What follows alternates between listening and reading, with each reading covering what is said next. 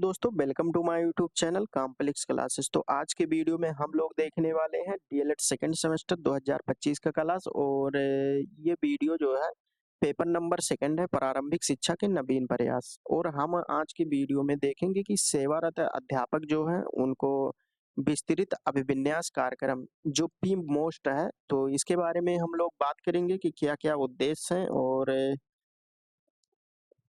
अलग अलग अन्य बातों को भी जो है इसमें देखेंगे। और इसके साथ साथ जो है हम लोग ये भी देखेंगे कि इससे संबंधित जो क्वेश्चन जो है प्रीवियस ईयर में किस प्रकार से बने हुए हैं। और उसके बाद में इसका पीडीएफ और फ्री नोट्स प्राप्त करना चाहें तो टेलीग्राम चैनल से ज्वाइन कर सकते हैं। ठीक है, तो आज का हमारा ये टॉपिक है सेवारत अध्यापकों का विस्तृत अभिविन्यास कार्यक्रम। ये आपके सिलेबस डीएलएड सेकेंड सेमेस्टर में सिलेबस के में आप लोगों के दिया हुआ है और यहाँ से क्वेश्चन भी पूछा जाता है। ठीक है, बहुत बार क्वेश्चन पूछा गया है। तो चलिए हम लोग देखते हैं कि सेवारत अध्यापकों का विस्तृत अभिविन्यास कार्यक्रम क्या है। इसे पी मोस्ट कहते हैं। ठीक है, यहाँ पे देख सकते हैं पी मोस्ट कहते हैं। तो इसको जो है पी मोस्ट के नाम से जाना जाता है। ठीक है, इसको ध्यान दीजिएगा, अगर कहीं पे आपके एग्जाम में अगर इसका फुल फॉर्म आ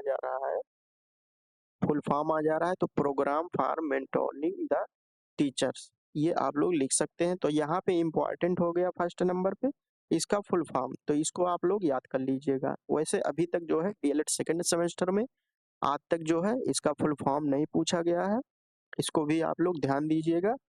इसके उद्देश्यों की बात करें तो उद्देश्य जो है शिक्षकों को उनके पेशेवर विकास में सहयोग देना और उन्हें जो है उच्च गुणवत्ता वाले शिक्षा देने के लिए जो है सशक्त बनाना, कि किस प्रकार से मैं बच्चों को जो है उच्च गुणवत्ता की शिक्षा दे सकें। और उसके बाद में बच्चों की उनका जो पेशेवर विकास, यहाँ पे देख सकते हैं पेशेवर विकास जो है, अगर वो एक शिक्षक हैं तो उनका एक पेशा है कि बच्चों को जो है ठीक प्रकार से पढ़ाएं और बच्चों की किस प्रकार से जो है अधिक से अधिक सहयोग कर सकें। उसके बाद में हम देखते हैं कि यह कार्यक्रम भारत सरकार के शिक्षा मंत्रालय द्वारा जो है शुरू किया गया है। तो ये जो कार्यक्रम है ये भारत सरकार के शिक्षा मंत्रालय द्वारा जो है के अंतर्गत जो है शुरू किया गया है और इसे स्कूल शिक्षा एवं साक्षरता विभाग द्वारा जो है संचालित किया जाता है, मतलब इसको चलाया जाता है। ठीक है, स्कूल शिक्षा एवं साक्षरता विभाग द्वारा जो है इसको चालू किया जाता है और शुरू जो है भारत सरकार के शिक्षा मंत्रालय द्वारा इसको जो है किया गया है। इसका प्राथमिक उद्देश्यों की अगर बात करें तो देश के जो सेवारत शिक्षकों को जो है अद्यतन शिक्षण तकनीक, जो आधुनिक युग में जो शिक्षण तकनीक होती हैं, अधिगम सिद्धांत, जो लर्निंग मतलब पढ़ाने में जो है जो सिद्धांत का प्रयोग किया जाता है, और उनकी शिक्षा नीति, जो उनकी नीति है शिक्षा से संबंधित, उसको जो है नई जानकारी जो है किस प्रकार से प्रदान की जाए, इसके बारे में भी जो है ये बात करता है। उसके बाद में यहाँ पे आप देख सकते हैं आपके एग्जाम में किस प्रकार से क्वेश्चन बना हुआ है इससे संबंधित। यहाँ पे पूछा है कि पी मोस्ट की मुख्य बातों का वर्णन कीजिए। ठीक है, इसकी मुख्य बातों का वर्णन कीजिए, ये क्वेश्चन 2022 में आया हुआ है। उसके बाद में ये जो है क्वेश्चन 2022, उसके बाद में 2021 और उसके बाद में 2017 में आया हुआ है। यहाँ पे दिया है कि सेवारत अध्यापकों का विस्तृत अभिविन्यास कार्यक्रम अर्थात पी मोस्ट के बारे में जो है जो मुख्य मुख्य बातें हैं उसका जो है आप सभी लोगों को वर्णन करना है। ठीक है, तो पी मोस्ट के तहत शिक्षकों को निम्नलिखित क्षेत्रों में प्रशिक्षण दिया जाता है, यानी किस किस क्षेत्रों में जो है ये जो कार्यक्रम है इसके अंतर्गत जो है कितने क्षेत्रों में प्रशिक्षण एक अध्यापक को दिया जाता है। तो शिक्षण कौशल विकास, यानी जो बच्चों को पढ़ाते हैं उनका जो स्किल रहता है एक अध्यापक का, उनमें जो है किस प्रकार से जो है विकास किया जाए, डेवलपमेंट किया जाए, इसके बारे में जो है प्रशिक्षण दिया जाता है। जैसे हो गया नई शिक्षण विधियां, जो नई नई जो है शिक्षण विधियां जो आती है, जैसे हो गया डिजिटल शिक्षा। ठीक है, डिजिटल शिक्षा मतलब डिजिटल बोर्ड के द्वारा जो कुछ पढ़ाया जाता है, प्रोजेक्टर के द्वारा जो कुछ पढ़ाया जाता है। उसके बाद में है ब्लेडेड लर्निंग और प्रोजेक्ट आधारित लर्निंग। ठीक है, तो इन सभी को जो है स्किल जो है एक शिक्षक के अंदर जो है किस प्रकार से उनको प्रशिक्षण दिया जा सकता है, ताकि इन सभी का प्रयोग जो है ठीक प्रकार से एक शिक्षक बच्चों के लिए कर सके। उसके बाद में हम देखते हैं कि पाठ्यक्रम एवं पाठ्यक्रम योजना, जो पाठ्यक्रम होता है, ठीक है? पाठ्यक्रम को जो है किस प्रकार से विषय वस्तु को, जो पाठ्यक्रम होता है उसको किस प्रकार से जो है प्रभावी तरीके से कैसे प्रस्तुत किया जाए और छात्रों में जो है किस प्रकार से जो है रुचि को विकसित किया जाए, इसके बारे में जो है बात किया गया है। उसके बाद हम देखते हैं तकनीकी ज्ञान, जो आईसीटीसी, इंफॉर्मेशन कम्युनिकेशन टेक्नोलॉजी, इसका जो है आपके एग्जाम में फुल फॉर्म पूछता है, तो इसको याद रखिएगा। इसके अंदर हो गया जैसे तकनीकी ज्ञान का मतलब हो गया कि ऑनलाइन शिक्षण, जो ऑनलाइन बच्चों को पढ़ाया जाता है, ठीक है? ऑनलाइन शिक्षण प्लेटफॉर्म के माध्यम से शिक्षण को सशक्त बनाना, ठीक है? यानी जो शिक्षण को जो है सशक्त बनाना, किस प्रकार से कम समय में जो है ज्यादा ज्ञान बच्चे प्राप्त कर सकते हैं। शिक्षक मूल्यांकन एवं प्रतिक्रिया, शिक्षक मूल्यांकन, जो टीचर होते हैं, अध्यापक होते हैं, वह जो है खुद मूल्यांकन कर सके और प्रतिक्रिया उस पर जो है किस प्रकार से दिया जा सके। तो शिक्षकों को अपने कार्यों का मूल्यांकन करने, यानी अपने कार्य जो वो पढ़ा रहे हैं उसका मूल्यांकन करने और उस पर जो है सुधारात्मक कदम उठाने की प्रक्रिया में मदद करना, ठीक है? उस पर जो है किस प्रकार से कौन-कौन से कदम उठाए जा सके जिससे उसमें जो है सुधार किया जा सके। नेतृत्व विकास, शिक्षकों को जो है नेतृत्व गुण विकसित करने और शैक्षिक संस्थानों में बेहतर प्रशासन के लिए जो है प्रेरित करना चाहिए। क्या-क्या नेतृत्व गुण का जो है विकास करने और शैक्षणिक संस्था, जो कॉलेज वगैरह होता है, उसमें जो है बेहतर प्रशासन के लिए जो है प्रेरित करना चाहिए। अब प्रशिक्षण का तरीका क्या होना चाहिए? यहाँ पे आप देख सकते हैं कि ऑनलाइन और ऑफलाइन मोड के माध्यम से जो है प्रशिक्षण दिया जाना है। प्रशिक्षण का तरीका यहाँ पे ऑनलाइन और उसके बाद में ऑफलाइन।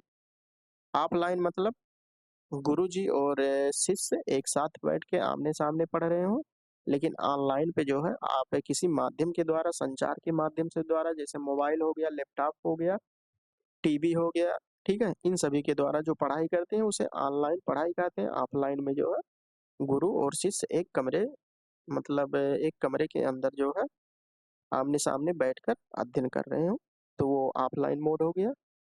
उसके बाद में ई लर्निंग मॉड्यूल्स, इसमें जैसे हो गया वेबिनार हो गया और वर्कशॉप हो गया, ठीक है? ई लर्निंग मॉड्यूल का आयोजन जो है किया जाता है और प्रशिक्षण के तरीका में देखें तो शिक्षकों को जो है विषय में जो है विशेषज्ञ के साथ-साथ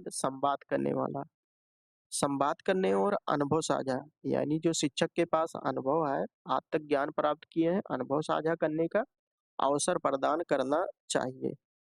पी मोस्ट कार्यक्रम शिक्षकों की पेशेवर क्षमताओं में सुधार करने, जो टीचर हैं उनके जो है क्षमताओं में जो है किस प्रकार से सुधार करने और उन्हें नई चुनौतियां, यानी जो आधुनिक जीवन की नई चुनौतियां हैं उसका सामना करने के लिए जो है तैयार करने में सहायक सिद्ध होता है, ठीक है? तो इस प्रकार से जो है प्रशिक्षण का जो तरीका होना चाहिए यहाँ पे हम लोगों ने देखा। उसके बाद में इसके कुछ इम्पोर्टेंट वर्ड को देखते हैं, उसको आप लोग ध्यान रखिएगा, ठीक है? यहाँ पे जैसे हो गया पी मोस्ट, इसका मतलब हो गया programme for mentoring the teacher. ये जो है आपके एग्जाम में पूछा जा सकता है, तो इसको आप लोग याद रखिएगा। उसके बाद में है सेवारत अध्यापक, यानी इन सर्विस टीचर, जो इस समय जो है स्कूल में जो पढ़ाते हैं उनको सेवारत अध्यापक कहते हैं, यानी बच्चों की जो सेवा करते हैं। उसके बाद में है अभिविन्यास, ओरिएंटेशन। प्रशिक्षण मीन्स ट्रेनिंग मीन्स होता है प्रशिक्षण, और उसके बाद में शिक्षण कौशल को जो है टीचिंग स्किल कहते हैं। पाठ्यक्रम योजनाएं, करिकुलम प्लानिंग कहते हैं इसे। उसके बाद में हो गया तकनीकी ज्ञान, टेक्निकल नॉलेज इसे कहते हैं, ठीक है? मूल्यांकन मतलब असेसमेंट हो गया, और नेतृत्व विकास, लीडरशिप डेवलपमेंट, और उसके बाद में ऑनलाइन ऑफलाइन मोड, यहाँ पे ई लर्निंग हो गया, वेबिनार या वर्कशॉप, ठीक है? विकास को जो है इंग्लिश में डेवलपमेंट कहते हैं। तो ये सभी जो है इम्पोर्टेंट पॉइंट है, शब्दावली है, इसको भी आप लोग याद रखिएगा और इसका मीनिंग याद होना चाहिए, क्योंकि कभी-कभी करके जो है इंसर्वेंट टीचर दे देगा, तो जो है आपको समझ में नहीं आएगा। यही इंग्लिश वर्ड जो है हिंदी में करके देवनागरी लिपि में जो है दे देगा। ठीक है, तो इसीलिए जो है इस टॉपिक से जो है ये सभी जो है समाप्त हो चुका है। अब यहाँ पे हम लोग देखते हैं कि आपके प्रीवियस ईयर क्वेश्चन में जो पेपर में क्या क्या क्वेश्चन बने हुए हैं, इसको हम देखते हैं। यहाँ पे दिया है पी मोस्ट की मुख्य बातें। जो पी मोस्ट की जो है मुख्य बातें हैं उसका जो है वर्णन करना है। यही एक क्वेश्चन जो है अभिविन्यास की मुख्य बातों को वर्णन करना है। अब ये देखिए ये कब कब आया है, 2017 में आया है, उसके बाद में 21 में आया है, उसके बाद में 22 में आया है। ठीक है, यहाँ पे देख सकते हैं ये 4 बार जो है यही क्वेश्चन बार बार आया है। ठीक है, इसकी मुख्य बातों का वर्णन कीजिए, मतलब इससे आप क्या समझते हैं और इसके मुख्य बातों का वर्णन कीजिए। तो इस प्रकार से ये कंप्लीट हो गया है। और फर्स्ट पेपर का आप लोग फ्री नोट्स प्राप्त करना चाहते हैं तो बिल्कुल सिलेबस भी कंप्लीट हो गया फर्स्ट पेपर। और जो है प्लेलिस्ट हमने बना दिया है, उसका वीडियो आप लोग नहीं देखे हैं तो जाके देख सकते हैं। और फ्री नोट्स प्राप्त करना चाहें तो टेलीग्राम चैनल से जो है जुड़ सकते हैं, वहाँ पे आप सभी लोगों को फ्री कंप्लीट नोट्स जो है पेपर 1 का कंप्लीट हो जाएगा। ये पेपर 2 चल रहा है, अभी पेपर 2 जब कंप्लीट होगा तो इसका नोट जो है आप लोगों को कंप्लीट प्रोवाइड कर दिया जाएगा। और इसका पीडीएफ प्राप्त करना चाहें, ठीक है, पीडीएफ प्राप्त करना चाहें तो आप लोग टेलीग्राम चैनल ज्वाइन कर सकते हैं। और प्रीवियस ईयर क्वेश्चन जो है आपका जब एग्जाम आएगा तो उसमें पढ़ाया जाएगा। और प्रैक्टिस क्वेश्चन की बात करें तो प्रैक्टिस जो है आप लोगों को एग्जाम टाइम पे जो है 1 मंथ करा दिया जाएगा। अभी आप लोगों का पेपर जो है हो सकता है जनवरी में, जनवरी तक जो है हो सकता है कि पेपर हो। ठीक है, तो आज का ये हमारा टॉपिक कंप्लीट हुआ। और सोशल मीडिया से आप लोग जुड़ना चाहें तो जुड़ सकते हैं। तो वीडियो जो है या प्रयास अच्छा लगा हो तो आप लोग जो है लाइक कर सकते हैं वीडियो को, और अपने दोस्तों के पास जो है शेयर कर सकते हैं। और अभी तक जो लोग चैनल को सब्सक्राइब नहीं किए सब्सक्राइब कर सकते हैं, और बेल आइकन को भी दबा सकते हैं, क्योंकि जो है इसके आगे का क्लास जो है आप लोगों का नोटिफिकेशन आप लोगों के पास पहुंच सके। तो चलिए दोस्तों, इसके आगे का जो है टॉपिक हम लोग कल के वीडियो में करने वाले हैं। तब तक के लिए जय हिंद जय भारत।